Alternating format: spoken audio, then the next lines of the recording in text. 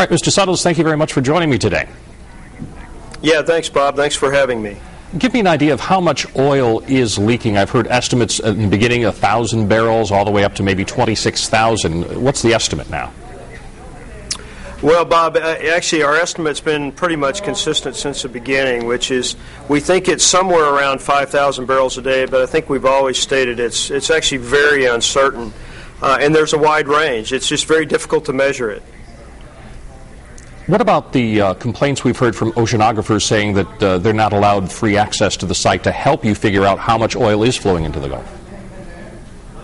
Well, we've actually accessed experts from all over the world. We've brought in scientists and engineers from other oil companies. The federal government's obviously provided significant help and advice through the process. We've had people from universities.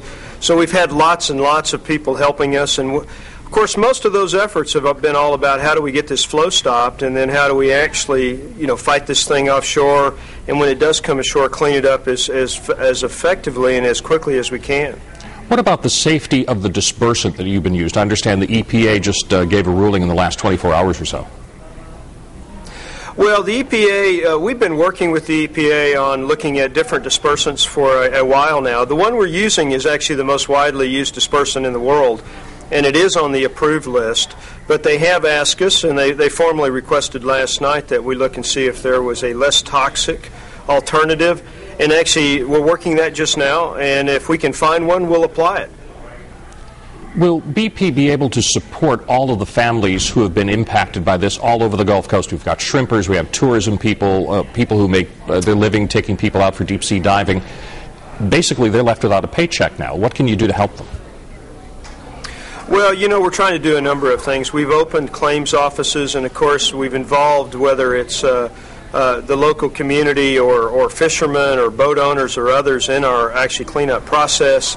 And of course, just earlier this week we announced a $25 million grant for Florida and $15 million grants for Alabama, Mississippi, and Louisiana to actually promote tourism, because in many of those places the beaches are open and fine, and we want to help them get the tourists back out there so they can enjoy all the things the Gulf Coast has to offer.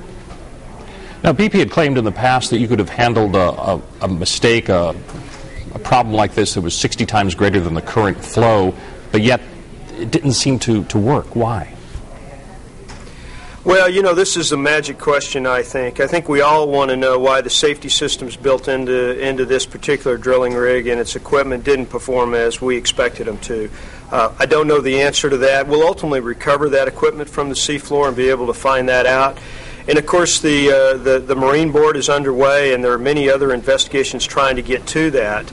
But as you can imagine, what I'm focused on is, now that it's happened, how do we get this flow stopped, and how do we actually minimize the impacts? What kind of message do you have in our final seconds here to the folks living along the Gulf Coast who've been impacted? What kind of encouragement can you offer them? Well, what I can say is we're doing absolutely everything we can. We're taking help from everywhere we can find it. We have had some success this week, and that is with this riser tube. We're capturing between 2,000 and 5,000 barrels a day and bringing it up to the surface. And I hope over the weekend and early part of next week we'll make our next attempt to stop the flow. So, Bob, we're doing everything I know we can do to get this thing brought to a conclusion and to minimize the impacts. Mr. Suttles, thank you very much for joining us. Appreciate it. All right, thank you.